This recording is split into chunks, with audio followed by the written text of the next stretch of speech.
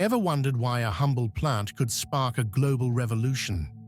Why it's been worshipped by ancient civilizations, criminalized by empires, and celebrated by rebels, artists, and spiritual seekers? This is the story of Ganja, the plant of wisdom, the tree of life, and its journey from the ancient world to the heart of Rastafari. Picture this. It's the 1930s, Jamaica.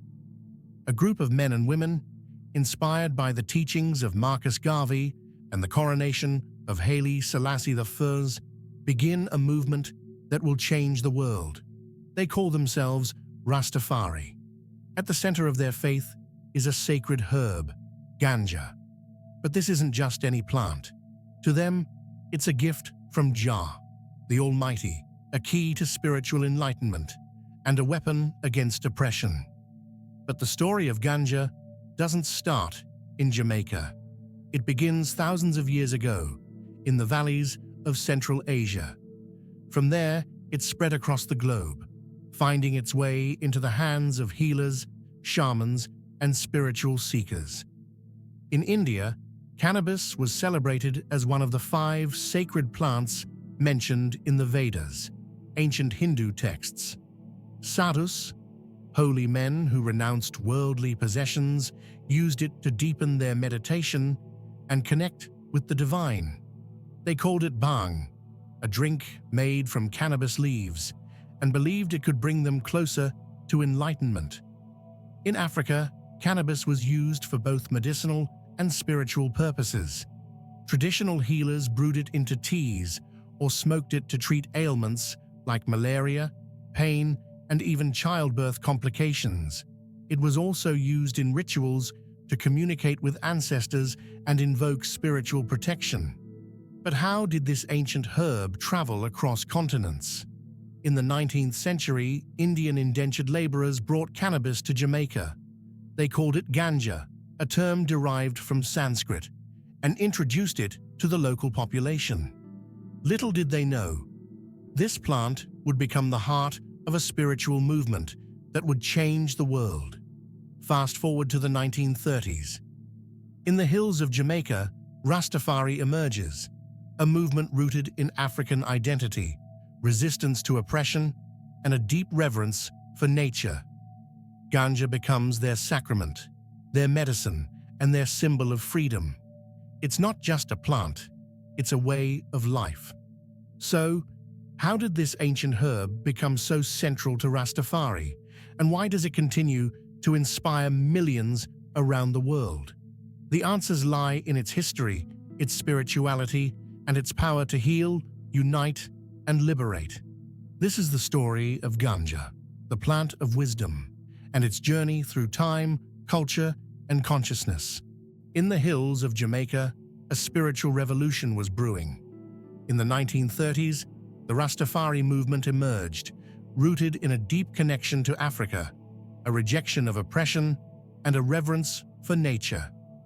At the center of this movement was Ganja, not as a recreational drug, but as a sacred herb. Rastafarians believe Ganja is the tree of life, mentioned in the Bible.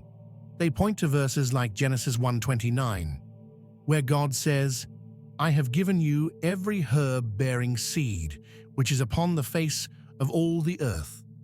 For Rastafarians, Ganja is a divine gift, a tool for healing, wisdom, and spiritual connection. But Ganja is more than just a plant. It is a symbol of identity and resistance. In a world dominated by Babylon, the oppressive systems of the West, Ganja represents a return to natural ways of living. It is a reminder to stay connected to the earth and to seek truth and justice. For Rastafarians, smoking Ganja is a sacred act. It is used during reasoning sessions, where members gather to discuss life, spirituality, and the struggles of the oppressed.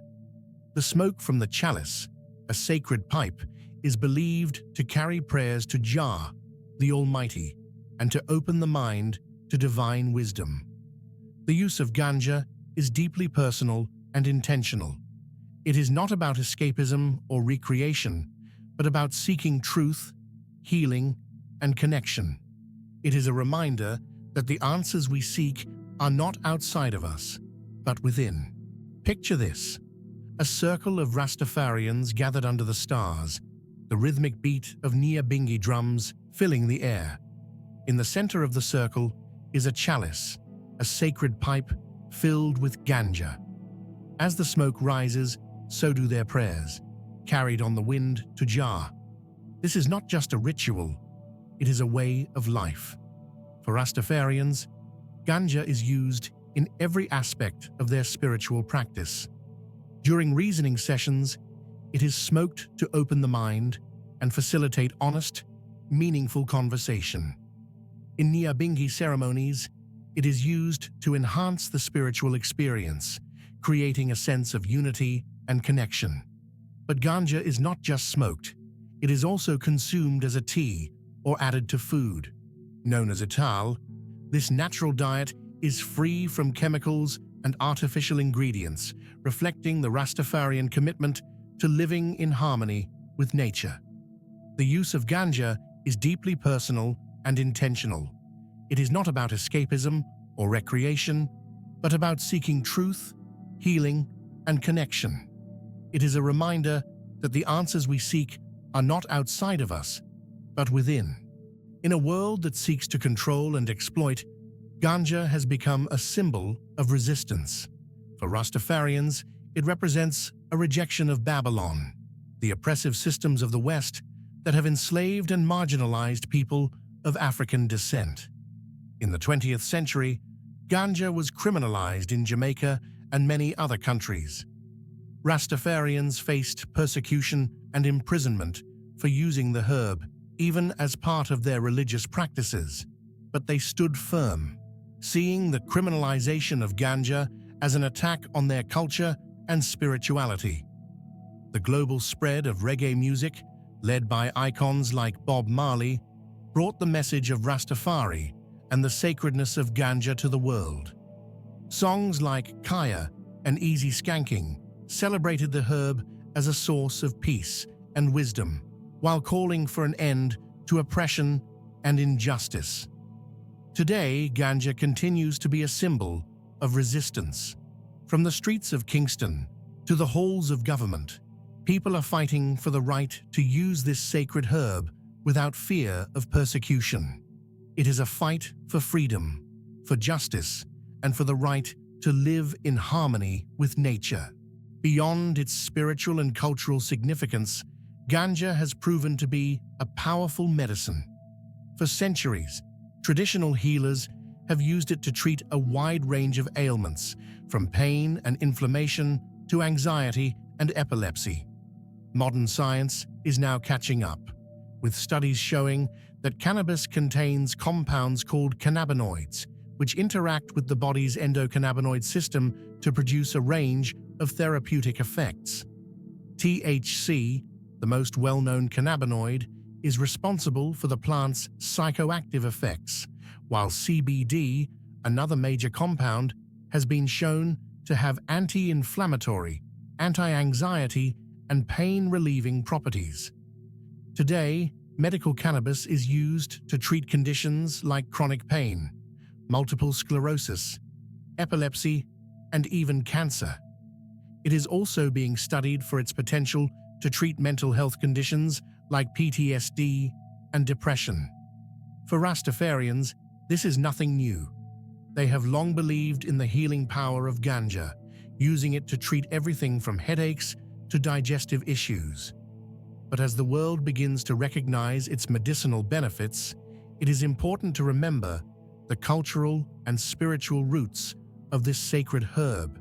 As we look to the future, the role of Ganja in society continues to evolve. From its spiritual roots in Rastafari to its modern applications in medicine and industry, this plant has proven its versatility and power. But with this newfound acceptance comes a responsibility. We must honor the sacredness of Ganja and the cultures that have preserved its wisdom for centuries. We must use it with respect and intention, not just for pleasure, but for healing, growth, and connection. the journey of Ganja is far from over. As more countries legalize or decriminalize cannabis, we have the opportunity to create a world where this sacred herb is celebrated, not stigmatized. A world where its healing power is available to all, and its cultural significance is respected. So let us move forward with wisdom and compassion, remembering the lessons of the past and embracing the possibilities of the future. The plant of wisdom has much to teach us if we are willing to listen.